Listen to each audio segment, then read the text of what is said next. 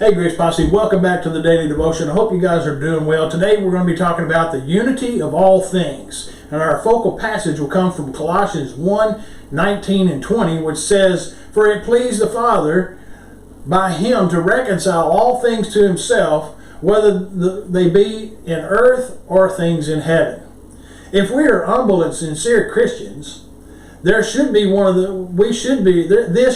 the most welcome thoughts we have ever considered. The work of Christ in redemption will achieve ultimately the expulsion of sin and only this divisive agent in the universe. When that is accomplished, God's creation will once more realize the unification of all things. We who are men and women, though redeemed and regenerated, are submerged into time. Therefore, we properly say that prophecy is history foretold and history is prophecy fulfilled.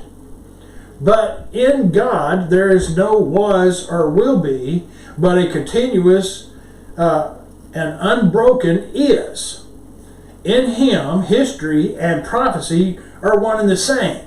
God contains past and future in His own being. It is sin that has brought diversity, separation, dissimilarity.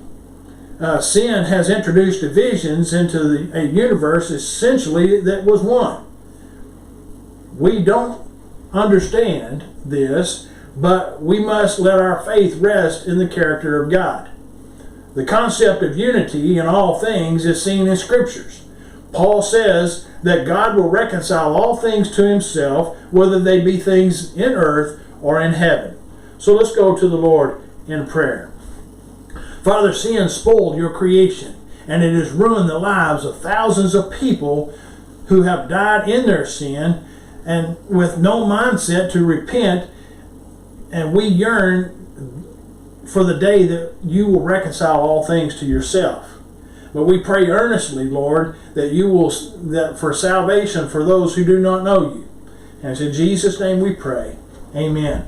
God bless you guys, and I'll see you next time.